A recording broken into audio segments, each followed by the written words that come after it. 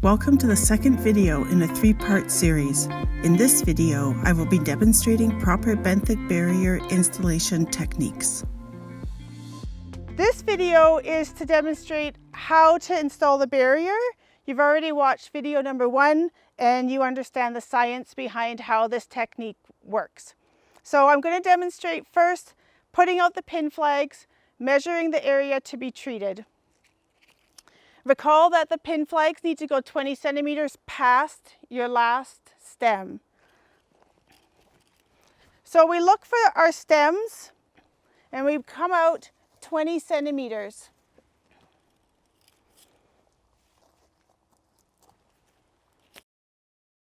We always have to be thinking in squares because the sheet, the fabric comes in 5-foot rolls.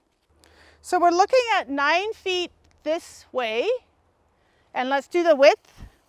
We're going to go about 20 centimeters past, so kind of where your feet are. 9 feet and about 7 feet wide. Now keep in mind that the material comes in 5-foot widths, and we need extra, about 10% extra for the overlap of the fabric. For any bumpy, lumpy, like we've measured flat, but the ground is not flat.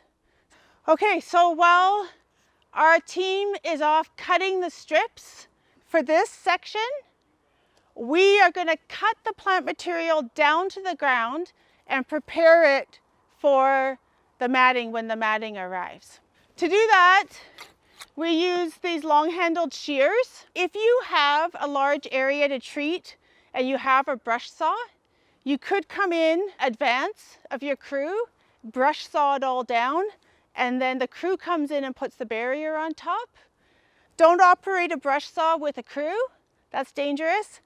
And also don't brush saw it and then come back 2 weeks later to treat, because yellow flag iris in the spring can regrow by almost 1 inch a day. So you need to plan to brush saw it and treat it within a couple days. Okay, when we're cutting the plant material to the ground, we want to cut low enough that we expose that purple color of the stem.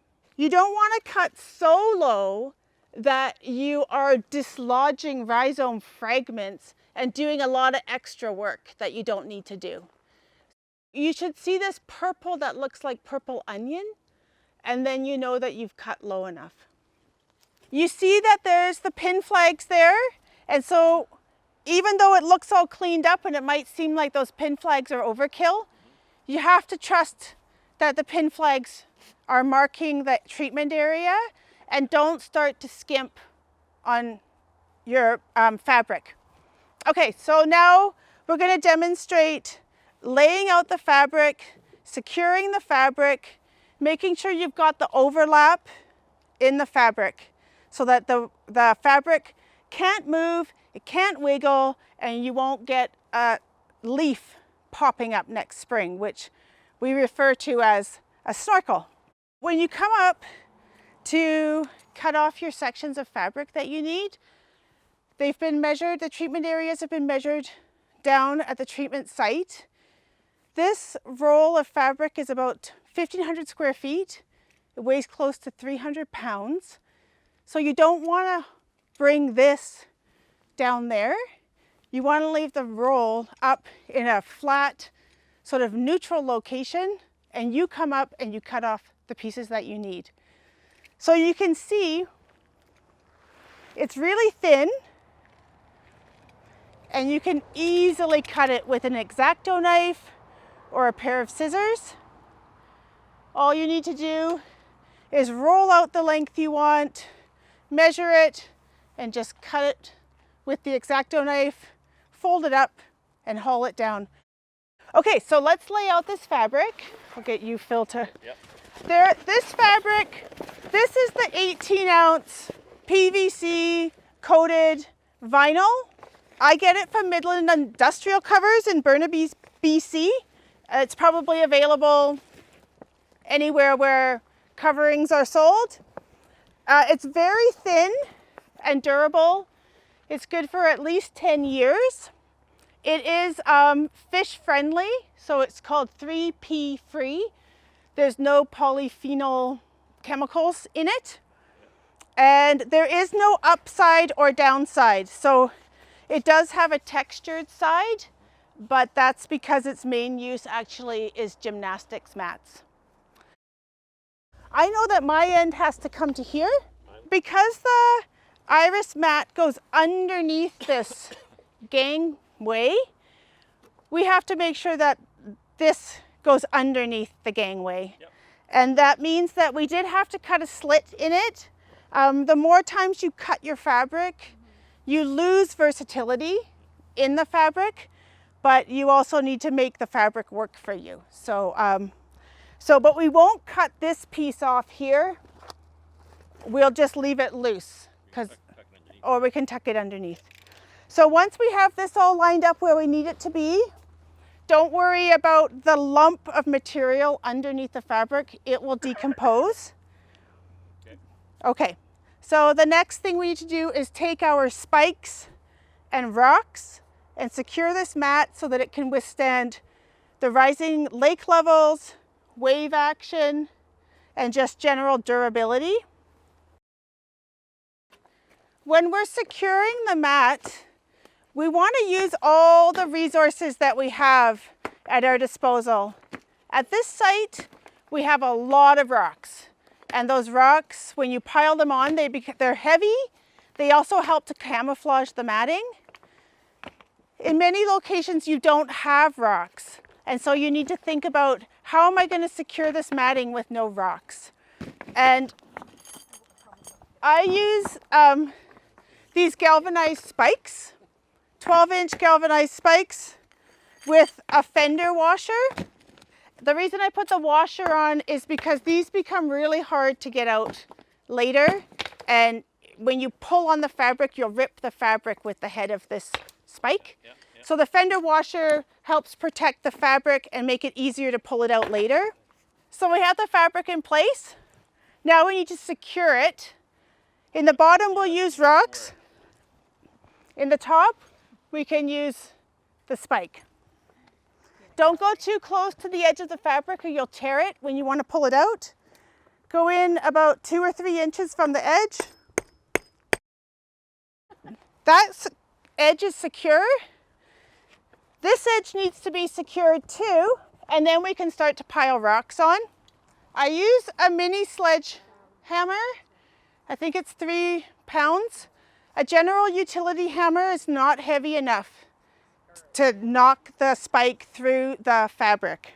We'll pile the rocks on now to secure the mat in place. And we can get the second mat.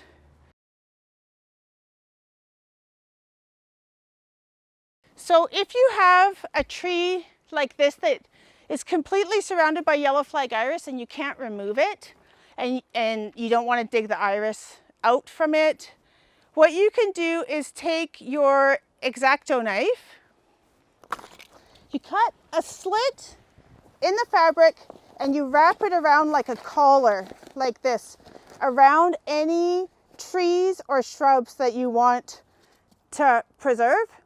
And then that way you don't have to cut this down, and when you pull the fabric off, the iris will all be killed around this. When you're stitching the fabric together, you want to put the spikes in about every 70 centimeters. If you have tons of fabric and you end up with a massive overlay, then you can do every meter. If you have not much fabric and the overlap is getting kind of skimpy, then you want to do maybe every 50 centimeters.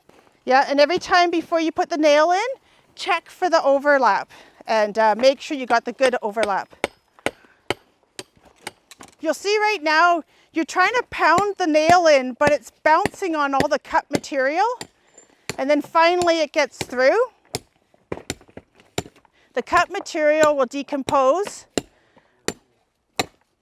But sometimes you're trying to hammer spikes in and the ground is so soft that you're actually pounding the spikes into nothing.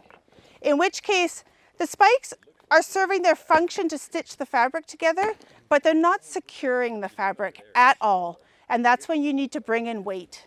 You need to plan ahead, bring cinder blocks, bring sandbags, bring rocks, and plan ahead so that you have that weight that will keep the fabric in place. What happens is you don't have these small patches like this. You actually have one long linear patch. And because of time or money or just fatigue, you may only be able to treat a portion each time. So one year you'll treat 50 feet, the next year you'll treat another 50 feet. You have to sever the connection between the treated rhizomes to the untreated rhizomes. That's absolutely mandatory. If you don't sever that connection, then those rhizomes under the mat are off-gassing out through the other rhizomes. So to do that, you take a shovel like this, has a flat square blade, and it has no curve to it. And you literally stomp the rhizomes and sever them. It doesn't take a lot of work, but you have to be diligent that you cut all of them. And what you do is you go along, if you've got fabric here, you would flip the fabric up, you take your shovel, you stomp, make a bit of an opening, just keep going, making sure that you slice through all the rhizome. Then you would take the fabric and just tuck it into that trench. And then you know that the fabric is secure. If you can't tuck the fabric into that trench, you haven't gone through the rhizomes. So this is a little checks and balances. It also just cleans up the edge and gives the matting a little more stability. And you would do that the whole length. Any edge of the mat where you have untreated rhizomes, whether they're behind you or in front of you, you have to do this. And just take the time, because this is another time-consuming part of the process. There's a few things that you have to make sure that you do on a site like this. You have to go 20 centimeters past the last stem. You have to ensure there are no gaps, especially in your overlapping fabric. You have to ensure that you have enough weight on top of the fabric that it won't shift or move when the water comes in. And you also have to make sure that there's no opportunity for the fabric to sneak out. So have the overlap and place your nails and your spikes close enough to each other that the fabric can't gap open. Visit the third and final video for instructions on when to remove the barrier, how to identify complete rhizome mortality, and the consequences of incorrect barrier installation.